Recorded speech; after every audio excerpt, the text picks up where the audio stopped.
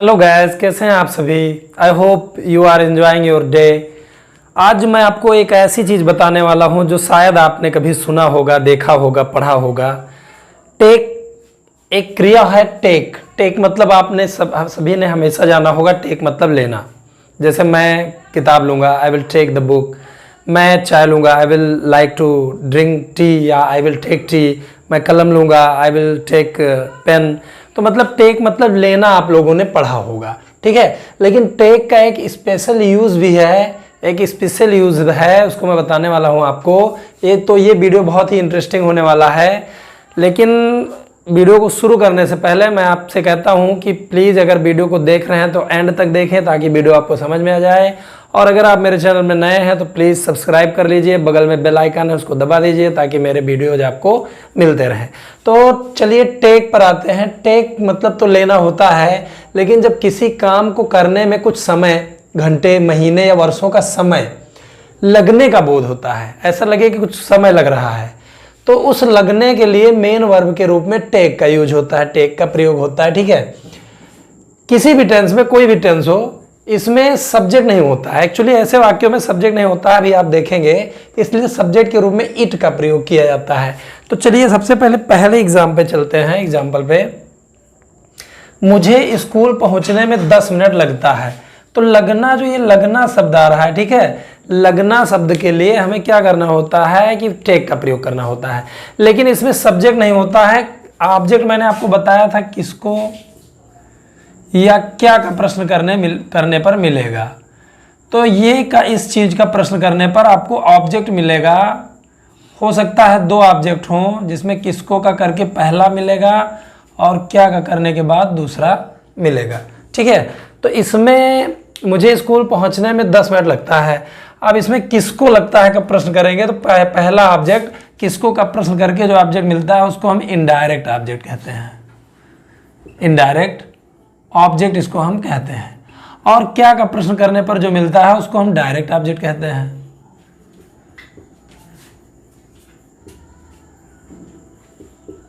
तो सबसे पहले इनडायरेक्ट ऑब्जेक्ट लिखा जाना चाहिए, उसके बाद डायरेक्ट ऑब्जेक्ट लिखा जाना चाहिए।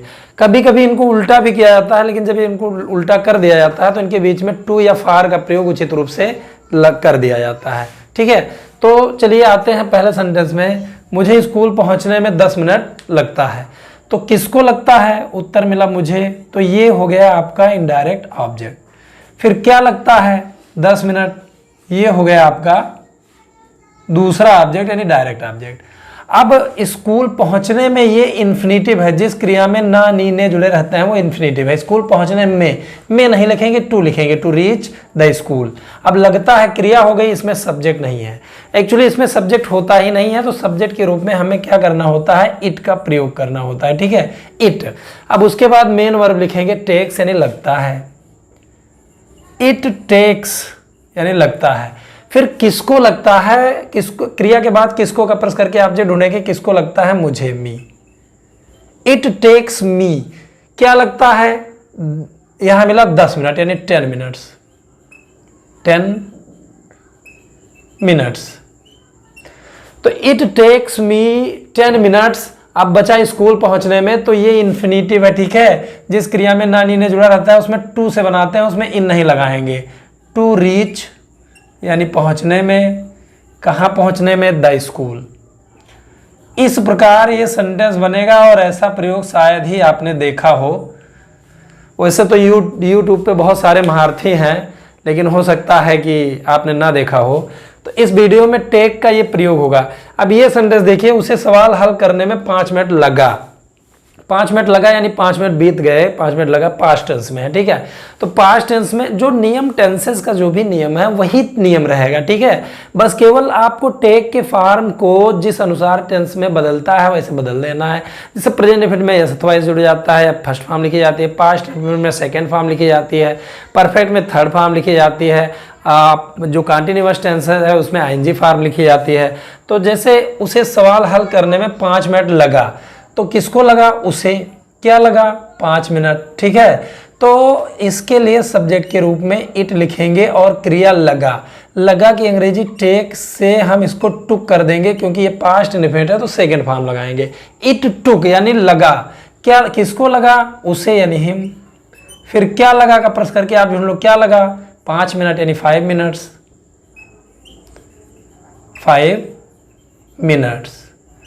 तो इट टुक हिम 5 मिनट्स। अब क्या करने में, सवाल हल करने में, तो ये हमेशा इन्फिनेटिव हो जाएगा, ध्यान रखिएगा।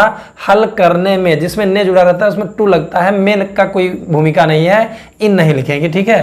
तो टू, ये इन्फिनेटिव को हमें टू से बनाना है, टू। हल करना की अंग्रेजी सॉल्व। क्या हल करने में? सवाल यानी द सम, यहां पे लिख देंगे द सम। तो ये बनकर तैयार हो गया, it took him 5 minutes to solve the sum. English बोलने में बहुत ही जरूरी चीज है ये। से कहा जाए मुझे मैदान में पहुंचने में 2 मिनट लगेंगे, तो it will take me 2 minutes to reach the ground. तो इस प्रकार इंग्लिश हम बोल सकते हैं, बढ़िया चीज है ये। तो आते हैं तीसरे सेंटेंस में, राहुल को बाजार से लौटने में काफ़ी समय लगेगा। ये फ्यूचर टेंस है, काफ़ी समय लगेगा यानी फ्यूचर में लगेगा, ठीक है। तो फ्यूचर का नियम ही बनाइए, लेकिन काफ़ी समय लगेगा किसको? राहुल को। ये ऑब्जेक्ट हो गया। क्या लगेगा? काफ़ी समय, ये भी ऑब्जेक्ट हो गया। ये इनडायरेक्ट है, पहले लिखा जाएगा, डायरेक्ट है बाद में लिखा जाएगा।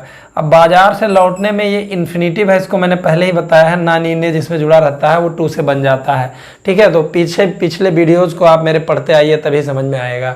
तो यहाँ पे इट का प्रयोग करेंगे, इट। और चूंकि ये फ्यूचर है तो फ्यूचर में विल लगता है, इट विल। अब लगेगा यानी क्रिया लिख देंगे टेक। इट विल टेक यानी लगेगा, किसको लगेगा? राहुल को, राहुल। यहाँ पे लिख देंगे Rahul. It will take Rahul, क्या लगेगा? काफ़ी समय यानी मच टाइम, मच टाइम। या लॉट ऑफ टाइम का प्रयोग भी कर सकते हैं, लॉट ऑफ टाइम। अब बाजार से लौटने में, तो लौटने में इन्फिनेटिव है, इसको पहले हम लिखेंगे टू रिटर्न। कहाँ से? बाजार से की अंग्रेजी फ्रॉम होती है, यहाँ पे फ्रॉम लिख दिया जाएगा, फ्रॉम द मार्केट। बहुत इजी है, बहुत इंपॉर्टेंट है और बहुत ही रेयर है, यानी कहीं पर शायद आपने देखा हो तो देखा होगा, ठीक है। तुम्हें घर से बाहर आने में अधिक समय लग रहा है। अब किसको लग रहा है? तुम्हें। ये तो इनडायरेक्ट ऑब्जेक्ट है। क्या लग रहा है? अधिक समय, डायरेक्ट ऑब्जेक्ट है। लगना क्रिया हो जाएगा और घर से बाहर आने में ये इन्फिनेटिव हो जाएगा, इन्फिनेटिव वाला पार्ट। इसमें सब्जेक्ट नहीं होता है, तो सब्जेक्ट नहीं होता है तो इट का प्रयोग कर देते हैं, ठीक है, इट। अब ये प्रेजेंट कॉन्टिन्यूअस है तो कॉन्टिन्यूअस के ही नियम से हम बनाएंगे। इट इज लग रहा है यानी टेकिंग, इट इज टेकिंग यानी लग रहा है। किसको लग रहा है? तुम्हें यानी यू। अब ये पहले हम ये लिखेंगे अधिक समय यानी lot of time, lot of time. तो it is taking you lot of time यानी अधिक समय लग रहा है। अब घर से बाहर आने में, तो ये इन्फिनेटिव है, इन्फिनेटिव को टू कम, और से बाहर की अंग्रेजी होता है आउट ऑफ, आउट ऑफ। ये प्रीपोजिशन हम लिखते हैं। It is taking you lot of time to come out. अब हाउस लिख देंगे, come out of the house. Actually से की अंग्रेजी यहाँ फ्रॉम इसलिए नहीं लिखेंगे क्योंकि आउट ऑफ का मतलब से बाहर हो जाएगा, ठीक है। घर से बाहर आना तो आउट ऑफ मतलब वो हो जाता है, उसमें फ्रॉम नहीं लगाते हैं। चलिए आखिरी सेंटेंस पे चलते हैं जो प्रेजेंट परफेक्ट टेंस है। मुझे यह निबंध याद करने में 2 घंटे से ज़्यादा लगे हैं। तो किसको 2 घंटे से ज़्यादा लगे हैं? मुझे, ये ऑब्जेक्ट हो गया, सब्जेक्ट कतई नहीं है। क्या लगे हैं?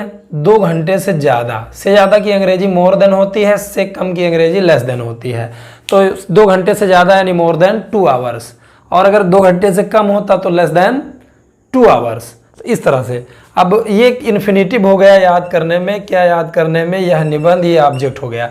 तो ऐसे जब हम ढूंढेंगे, और ये क्रिया हो गई टेक, तो ऐसे ढूंढेंगे तो हमें पता चलेगा कि सब्जेक्ट नहीं है, देयर इज नो सब्जेक्ट। तो सब्जेक्ट के स्थान पर हमें इट का प्रयोग करना है, ठीक है।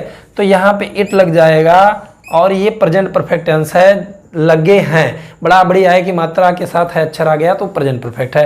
टेंस आप पहचानते होंगे, मैं उम्मीद करता हूं। अगर नहीं जानते हैं तो मेरे वीडियोज़ को शुरू से पढ़िए, या कोई भी टेंस अगर आपको नहीं आता है तो प्लीज़ कमेंट सेक्शन में बताएं, मैं उसको किसी भी तरह से हल करने की पूरी कोशिश करूँगा। ठीक है, तो यहाँ पे इट, अब ये प्रेजेंट परफेक्ट है तो यहाँ पे हैज लग जाएगा, इट हैज।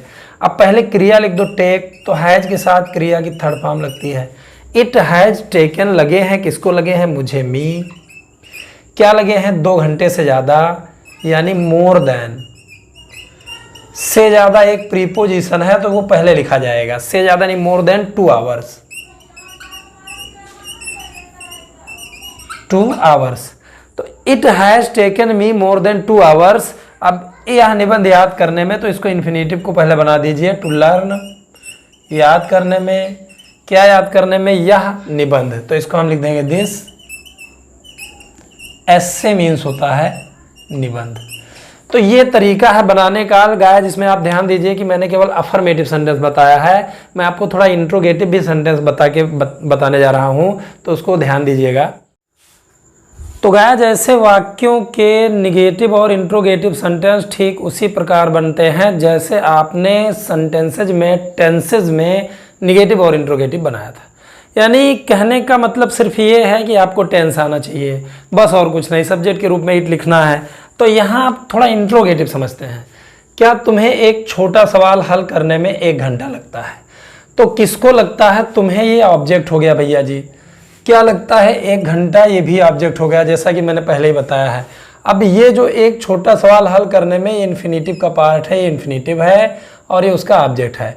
और अब इसमें ये क्रिया है, इसमें सब्जेक्ट नहीं है तो सब्जेक्ट के रूप में इट लगेगा, लेकिन आप ध्यान दें कि ये प्रेजेंट इन्फिनिट टेंस है तो प्रेजेंट इन्फिनिट टेंस में सब्जेक्ट के रूप में इट लगेगा। तो इट के साथ डज को हम बाहर कर देंगे, तब इट लगाएंगे, क्योंकि आप प्रेजेंट इन्फिनिट पढ़े हैं, याद करिए, उसमें इंट्रोगेटिव में, निगेटिव में डू नॉट, डज नॉट लगता था।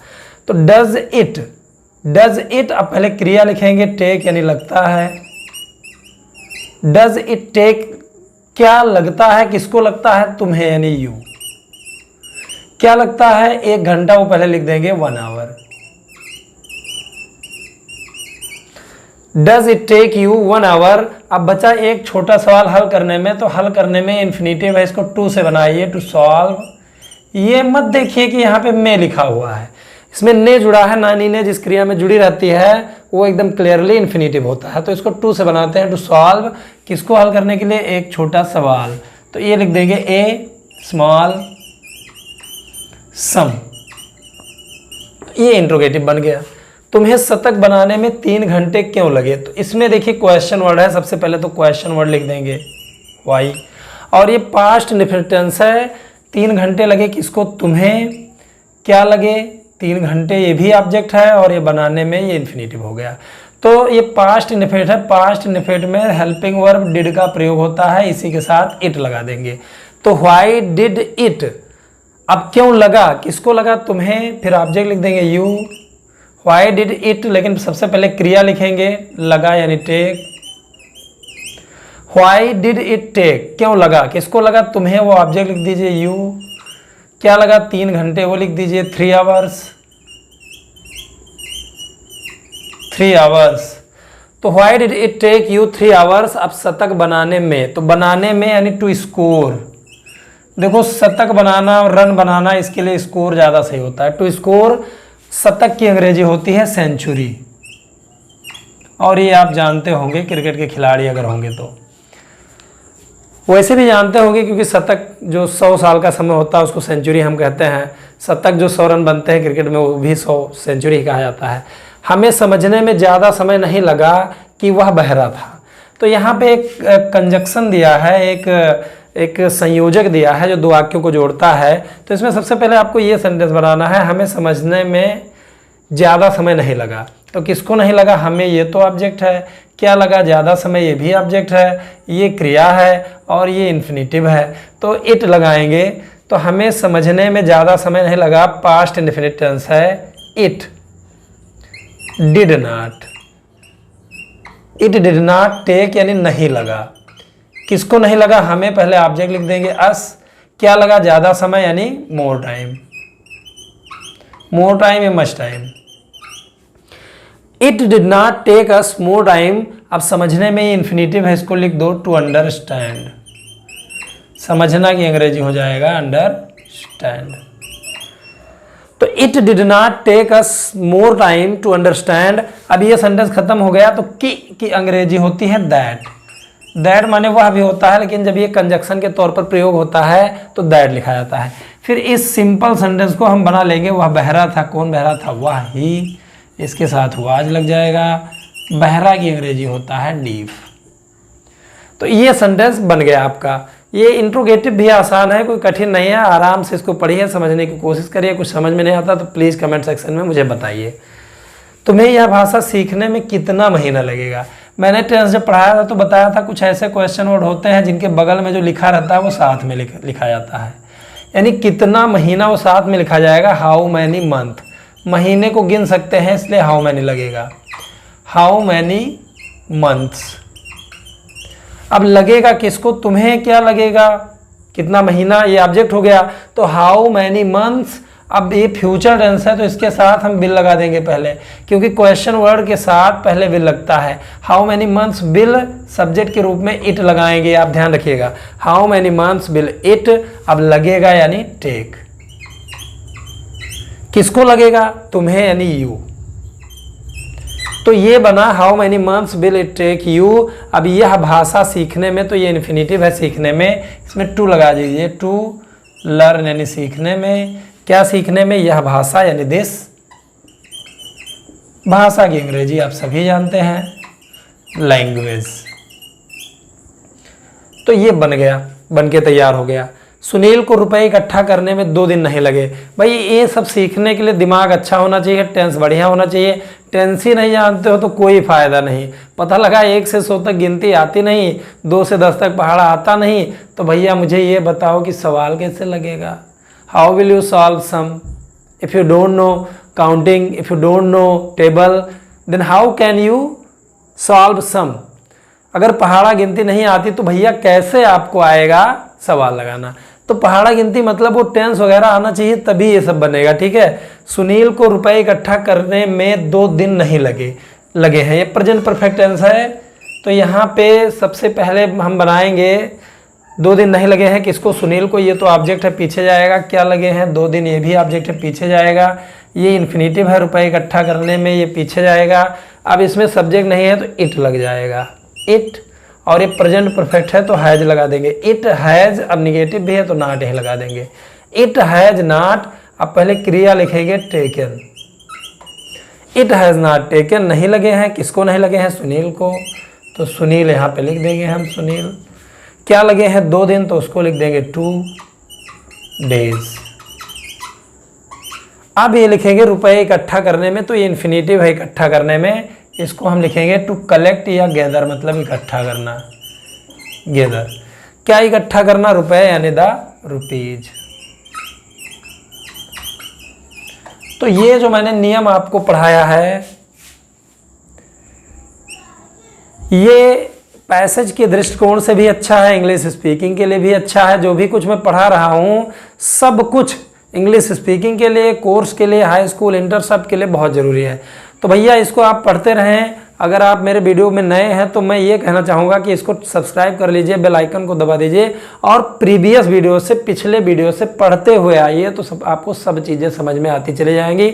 और एट लास्ट फाइनली आप इंग्लिश स्पीकिंग भी करोगे, इंग्लिश स्पीक भी कर पाओगे, ठीक है। लेकिन इसमें मेहनत लगेगा, थोड़ा ज़्यादा मेहनत करना पड़ेगा, नोटबुक बनानी पड़ेगी, एक फेयर कॉपी बनानी पड़ेगी, सब कुछ लिखना पड़ेगा। तो चलते हैं, इस वीडियो में इतना ही। अगर वीडियो पसंद आया है तो प्लीज़ लाइक करिए, अगर कोई त्रुटि या कोई सुझाव है तो प्लीज़ कमेंट सेक्शन में लिखिए। इस वीडियो में इतना ही। Thanks for watching.